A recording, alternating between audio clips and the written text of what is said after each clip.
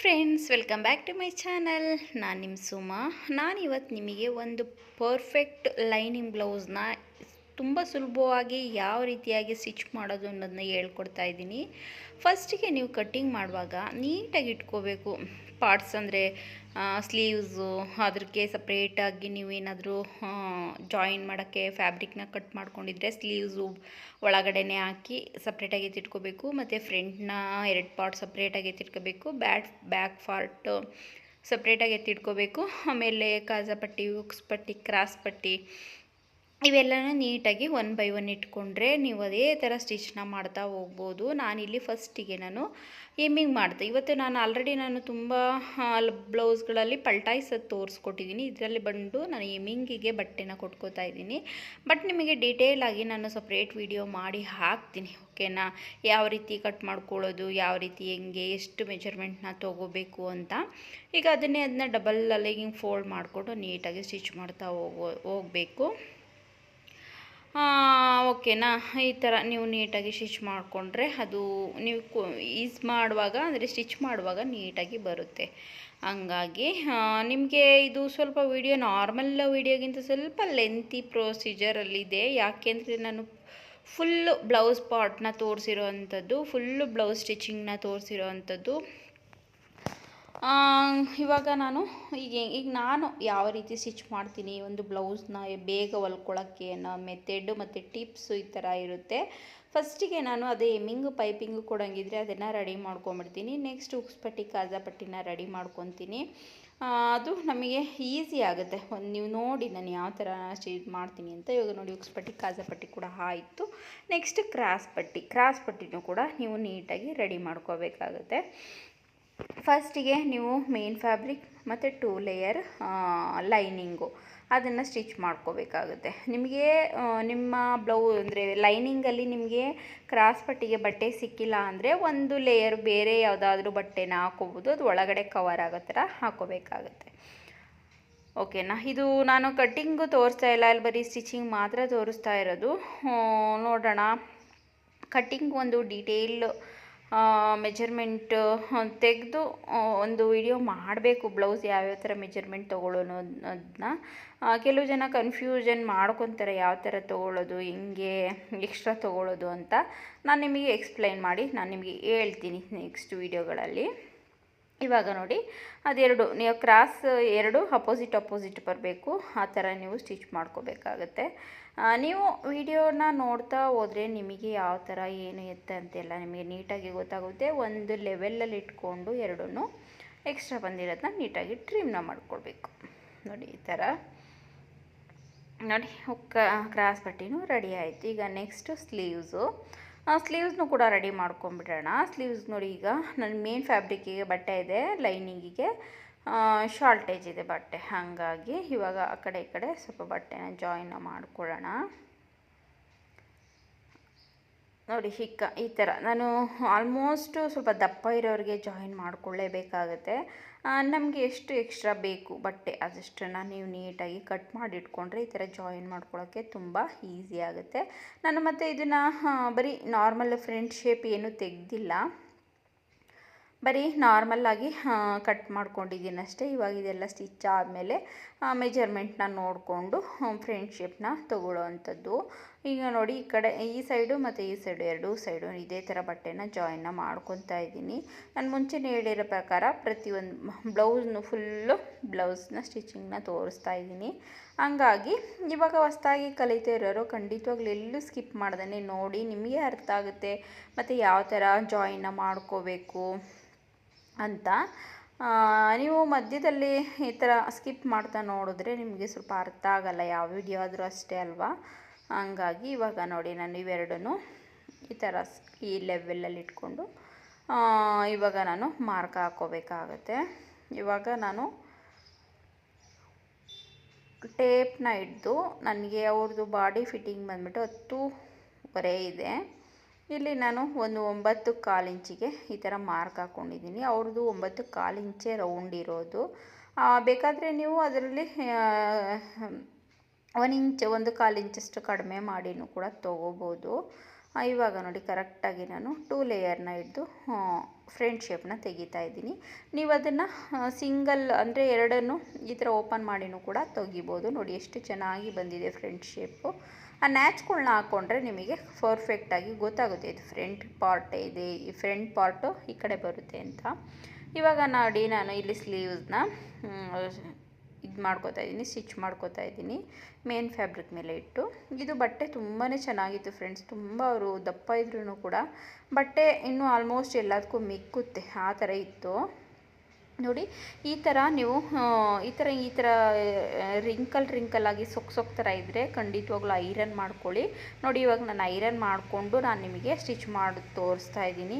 ಯಾಕೆ ಅಂದರೆ ಬಿಗಿನರ್ಸ್ಗಳಾಗಿದ್ದರೆ ಅದನ್ನು ಯಾವ ಥರ ಮಾಡೋದು ಮತ್ತು ಪ್ರಾಬ್ಲಮ್ಗಳು ಬರ್ತವೆ, ಅದು ನಾವು ಕೂಡ ಫೇಸ್ ಮಾಡಿದ್ದೀವಿ. ಹಂಗಾಗಿ ಆದಷ್ಟು ಆ ಥರ ರಿಂಕಲ್ ಇರೋದೆಲ್ಲ ಐರನ್ ಮಾಡಿಕೊಂಡು ನೀವು ಸ್ಟಿಚ್ನ ಮಾಡ್ಕೊಳ್ಳಿ. ಆವಾಗ ನಿಮಗೆ ಪ್ರಾಬ್ಲಮ್ ಅನ್ನೋದು ಎಲ್ಲೂ ಕೂಡ ಬರಲ್ಲ, ತುಂಬ ಪರ್ಫೆಕ್ಟಾಗಿ ಬರುತ್ತೆ. ಇವಾಗ ನೋಡಿ ಕರೆಕ್ಟಾಗಿ ಈ ಥರ ಸ್ಟಿಚ್ ಮಾಡ್ಕೊಳ್ಳಿ. ಈ ಥರ ಕಿನಾರಿ ಸ್ಟಿಚ್ನ ಎರಡೂ ಸ್ಲೀವ್ಸಿಗೂ ಕೂಡ ಹಾಕ್ಕೊಂಡು ಆಮೇಲೆ ನೆಕ್ಸ್ಟ್ ಮೇನ್ ಫ್ಯಾಬ್ರಿಕ್ ಕಡೆ ತಿರುಗಿಸಿ ಸ್ಟಿಚ್ ಹಾಕೋಬೇಕಾಗುತ್ತೆ.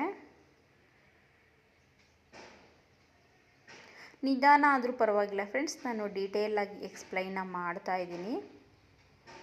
ಈ ಸ್ಯಾರಿ ಬಂತು Rama green sari, Rama green sky blue light colour dark ಕಲರ್ಗೆ ಈ ಕಲರ್ದು ಬ್ಲೌಸ್ ಬಂದಿತ್ತು. ಇದು ಕ್ರೇಪ್ ಮೈಸೂರು ಸಿಲ್ಕ್ ಸ್ಯಾರಿ. ಈ ಥರ ನೀವು ಈವನ್ನಾಗಿ ಇಟ್ಕೊಂಡು ಎರಡೂ ಕಡೆ ಎಲ್ಲೂ ಲೂಸ್ ಬರಬಾರ್ದು, ಮೇನ್ ಫ್ಯಾಬ್ರಿಕ್ ಆಗಲಿ ಲೈನಿಂಗ್ ಆಗಲಿ ಎರಡೂ ಈವನ್ನಾಗಿ ಇಟ್ಕೊಂಡು ನೀವು ಸ್ಟಿಚ್ ಮಾಡ್ಕೊಳ್ಳಿ, ಆವಾಗ ಕರೆಕ್ಟಾಗಿ ಬರುತ್ತೆ. ಈಗ ಎಕ್ಸ್ಟ್ರಾಸ್ ಬಂದಿರೋದನ್ನ ನೀಟಾಗಿ ಟ್ರಿಮ್ನ ಮಾಡ್ಕೊಳ್ಳಿ.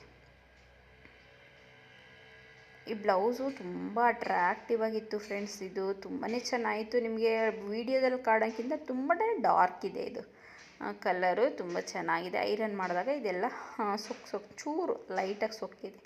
ಮತ್ತು ಎರಡೂ ಸ್ಲೀವ್ಸ್ನು ಕೂಡ ರೆಡಿ ಮಾಡ್ಕೊಂಡಿದ್ದೀನಿ. ಈಗ ನೆಕ್ಸ್ಟ್ ನಾವು ಫ್ರಂಟ್ ಪಾರ್ಟ್ನ ರೆಡಿ ಮಾಡ್ಕೊತಾ ಇದ್ದೀನಿ. ಇಲ್ಲಿ ಫ್ರಂಟ್ ಪಾರ್ಟು ಅಷ್ಟೇ, ನೀವೇನು ಮಾರ್ಕ್ ಮಾಡ್ಕೊಂಡಿರ್ತೀರ ಅಲ್ಲಿ ನ್ಯಾಚ್ಗಳನ್ನ ಹಾಕ್ಕೊಂಡಿರ್ತೀರ ಅವನ್ನೆಲ್ಲ ನೀಟಾಗಿ ಫಾಲೋ ಮಾಡ್ತಾ ಹೋಗಬೇಕು. ಇಲ್ಲಿ ನಾನು ಮುಂಚೆನೇ ಹೇಳಿರೋ ಥರ ಇದಕ್ಕೆ ಎಮ್ಮಿಂಗ್ ಇಡ್ತಾ ಇದ್ದೀನಿ, ಹಂಗಾಗಿ ಇದು ಪಲ್ಟಾಯಿಸ್ಕೊಳ್ತಾ ಇಲ್ಲ. ನಾನು ಆಲ್ಮೋಸ್ಟ್ ತುಂಬ ಇದನ್ನೆಲ್ಲ ನಾನು ಪಲ್ಟಾಯಿಸ್ತೀನಿ.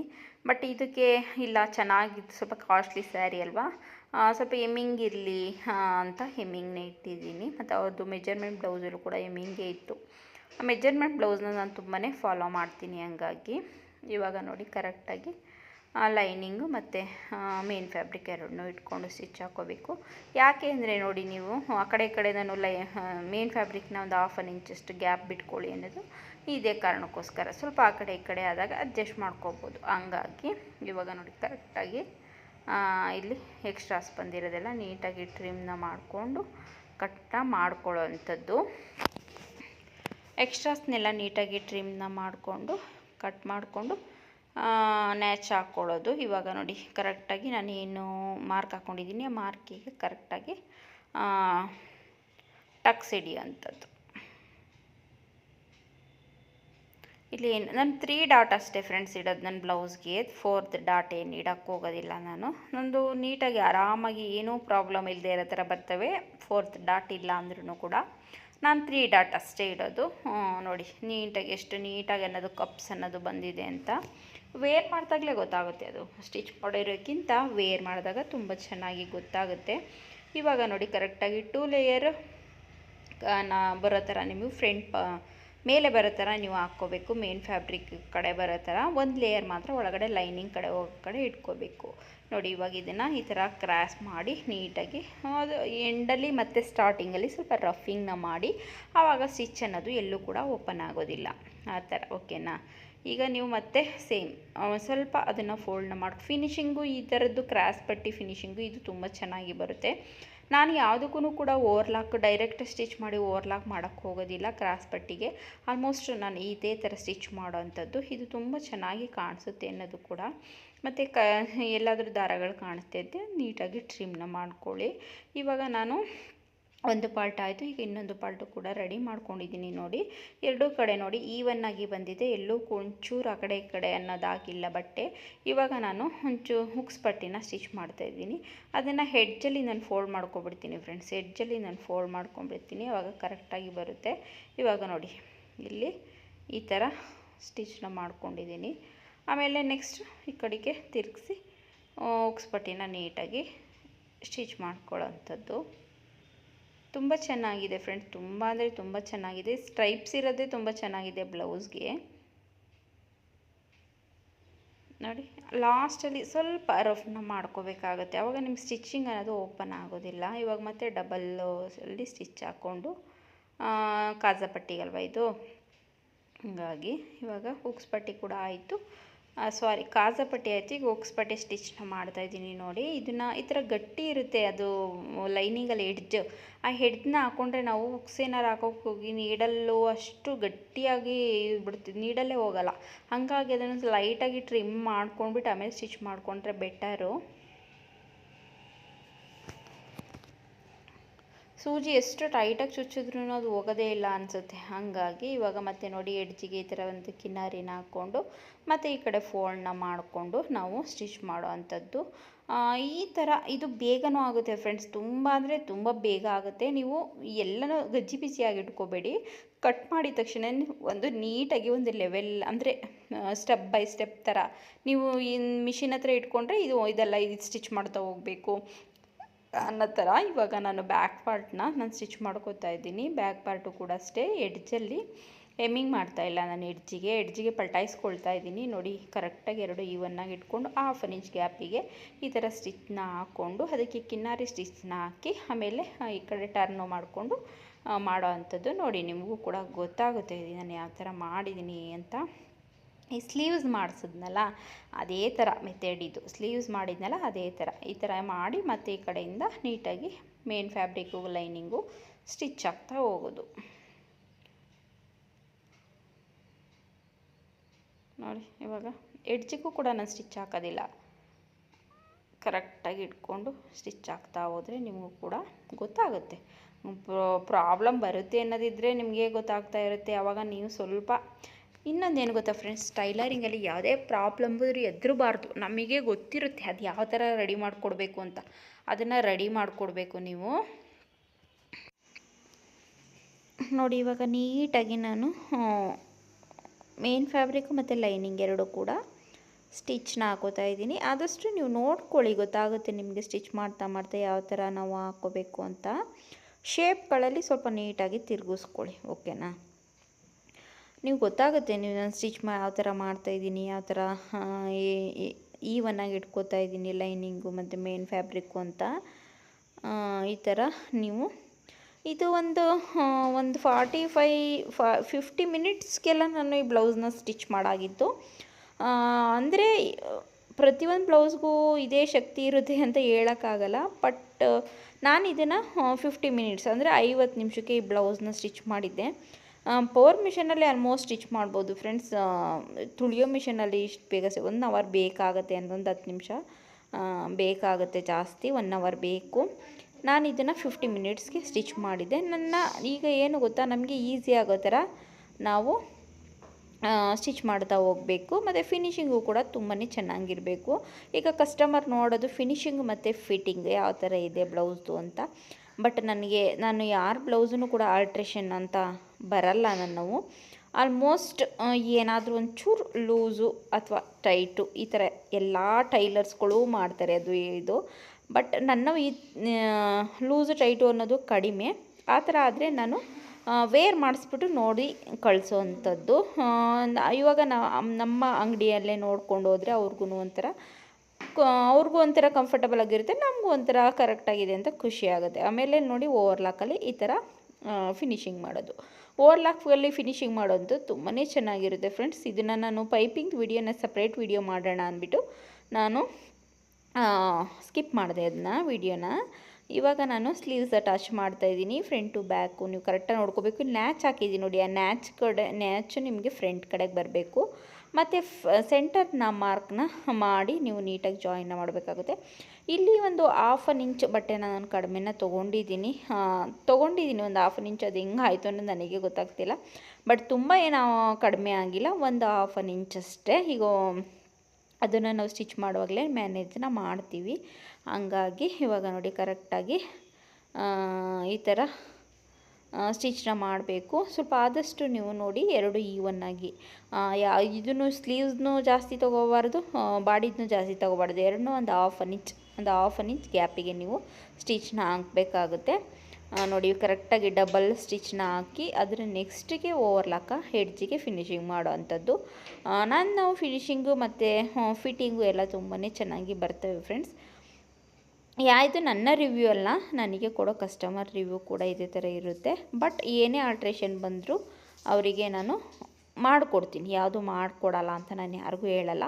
ಒಂದು ಬ್ಲೌಸ್ನ ನಾವು ರೆಸ್ಪಾನ್ಸಿಬಿಲಿಟಿ ತಗೊಂಡೋಗಿ ಕೊಟ್ಟಿದ್ದಾರೆ, ಅವ್ರಿಗೆ ಚೆನ್ನಾಗಿ ಹೊಲಿತಾರೆ ಅಂದಮೇಲೆ ನಾವು ಏನೇ ಆಲ್ಟ್ರೇಷನ್ ಬಂದರೂ ಕೂಡ ಅವ್ರಿಗೆ ರೆಡಿ ಮಾಡಿಕೊಡೋ ಥರ ಇರಬೇಕು. ಅದು ನಮ್ಮ ಟೈಲರ್ದು ಕೆಪಾಸಿಟಿ ಅಂತ ಕೂಡ ಹೇಳ್ಬೋದು. ಈಗ ಒಬ್ಬೊಬ್ಬರು ಅಯ್ಯೋ ಆಲ್ಟ್ರೇಷನ್ನ ಎಲ್ಲರಿಗೂ ಬೇಜಾರಾಗುತ್ತೆ, ಹೌದು ಆಲ್ಟ್ರೇಷನ್ ಮಾಡೋಕ್ಕೆ, ಬಟ್ ಮಾಡಲೇಬೇಕು. ಯಾಕೆ ಅಂದರೆ ನಮ್ಮ ಇದನ್ನು ಉಳಿಸ್ಕೋಬೇಕು ಅಂದರೆ ನಾವು ಮಾಡಿಕೊಡ್ಲೇಬೇಕಾಗತ್ತೆ. ಹಂಗಾಗಿ ಈ ಥರ ನೀವು ಪ್ರತಿಯೊಬ್ಬರು ಏನಾದರೂ ಪ್ರಾಬ್ಲಮ್ ಬಂದರೆ ನೀಟಾಗಿ ಸಾಲ್ವ್ ಮಾಡಿಕೊಡ್ಬೇಕು. ಆಲ್ಮೋಸ್ಟ್ ಬರೋದು ಕಡಿಮೆ ಇರುತ್ತೆ, ಆದರೂ ಬಂದಿದ್ದ ಒಂದು ನೀಟಾಗಿ ಮಾಡಿಕೊಡ್ಬೇಕಾಗತ್ತೆ. ಓಕೆನಾ. ಈಗ ನೋಡಿ ಕರೆಕ್ಟಾಗಿ ಇದು ಮಾಡಿ ಮತ್ತು ಇದನ್ನು ಕೂಡ ನೋಡಿ ಓವರ್ಲಾಕ್ನ ಮಾಡಿ ತೊಗೊಂಬಂದಿದ್ದೀನಿ.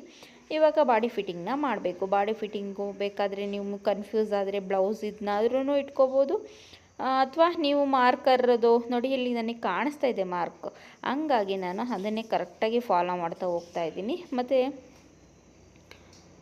ನೋಡಿ ಕರೆಕ್ಟಾಗಿ ಈ ಥರ ನಿಮಗೆ ಕರೆಕ್ಟಾಗಿ ನಿಮ್ಮ ಮಾರ್ಕ್ನ ಫಾಲೋ ಮಾಡ್ತಾ ಹೋದರೆ ನಿಮ್ಮ ಫಿಟ್ಟಿಂಗ್ ಅನ್ನೋದು ಕೂಡ ತುಂಬ ಚೆನ್ನಾಗಿ ಬರುತ್ತೆ. ಕೆಲವೊಬ್ಬರು ಬ್ಯಾಕ್ಸ್ ಅಂದರೆ ಡೌನಿಂದ ಫಿಟ್ಟಿಂಗ್ ಮಾಡ್ಕೊಬರ್ತಾರೆ, ನಾನು ಇದೇ ಥರ ಸ್ಲೀವ್ಸ್ಗಳಿಂದನೇ ಫಿಟ್ಟಿಂಗ್ನ ಮಾಡ್ತೀನಿ, ತುಂಬ ಚೆನ್ನಾಗಿ ಬರುತ್ತೆ. ಓಕೆನಾ. ನೋಡಿ ಇವಾಗ ಕರೆಕ್ಟಾಗಿ 1.5 ಇಂಚ್ ಎಕ್ಸ್ಟ್ರಾ ನಾನು ಬಿಟ್ಟಿದ್ದೀನಲ್ವ, 1.5 ಇಂಚ್ಗೆ ಆ ಕಡೆ ಹೋಗೋ ಥರ ನಾನು ಸ್ಟಿಚ್ನ ಹಾಕ್ಕೊಂಡಿದ್ದೀನಿ. ಒಂದು ಹಾಫ್ ಅನ್ ಇಂಚ್ ಕಡಿಮೆ ಬಂತು ಅಂದಲ್ವ, ಅದು ಕೂಡ ಸರಿ ಮಾಡ್ಕೊಂಡು ಸ್ಟಿಚ್ ಹಾಕ್ಕೊಂಡು ನೆಕ್ಸ್ಟ್ ಬ್ಯಾಕ್ ಡಾಟ್ನ ನಾನು ಲಾಸ್ಟಿಗೆ ಹಿಡಿತೀನಿ, ಫಸ್ಟಿಗೆ ಹಿಡಿಯೋದಿಲ್ಲ. ಸ್ವಲ್ಪ ವೇರಿಯೇಷನ್ ಬಂದರೆ ಇಲ್ಲಿ ಸ್ವಲ್ಪ ಅಡ್ಜಸ್ಟ್ನ ಮಾಡ್ಕೋಬೋದು. ವೇರಿಯೇಷನ್ ಅಷ್ಟು ಬರೋಲ್ಲ, ಇರಲಿ ಅಂದ್ಬಿಟ್ಟು ನಾನು ಯಾಕೆ ಆ ಥರ ಮಾಡಿ ಮತ್ತು ಬಿಚ್ಚೋದು ಅವೆಲ್ಲ ಚೆನ್ನಾಗಿರಲ್ಲ ಅಂದ್ಬಿಟ್ಟು ನಾನು ಲಾಸ್ಟಿಗೆ ಬ್ಯಾಕ್ ಡಾಟ್ನ ಹಿಡಿತೀನಿ. ಓಕೆನಾ. ಇವಾಗ ಆಲ್ಮೋಸ್ಟ್ ಬ್ಲೌಸ್ ಸ್ಟಿಚ್ ಆಯಿತು. ನೋಡಿ ಈ ಥರ ಕಾಣಿಸ್ತಾ ಇದೆ. ನಾನು ಅದ್ರದ್ದು ನೋಡಿ ಬ್ಲೌಸ್ದು ಲುಕ್ಕು ಈ ಥರ ಬರ್ತಾಯಿದೆ. ಅವರು ಎಮಿಂಗು ಮಾಡಿದ್ದೀನಿ, ನೈರಾನೇನು ಮಾಡಿರಲಿಲ್ಲ, ವೀಡಿಯೋಗೋಸ್ಕರ ಈ ಥರ ಇಟ್ಟು ಫೋಟೋ ತೆಗೆದಿರೋವಂಥದ್ದು. ತುಂಬಾ ಚೆನ್ನಾಗಿ ಬಂದಿದೆ ಫ್ರೆಂಡ್ಸ್ ಬ್ಲೌಸು. ಈ ಥರ ಬರುತ್ತೆ ನಿಮ್ಮದು ಫಿನಿಶಿಂಗು. ಈ ವಿಡಿಯೋ ಇಷ್ಟ ಆದರೆ ಪ್ಲೀಸ್ ಲೈಕ್ ಮಾಡಿ, ಶೇರ್ ಮಾಡಿ, ಸಬ್ಸ್ಕ್ರೈಬ್ ಮಾಡಿಕೊಂಡು ಸಪೋರ್ಟ್ನ ಮಾಡಿ ನನ್ನ ಚಾನಲ್ನ.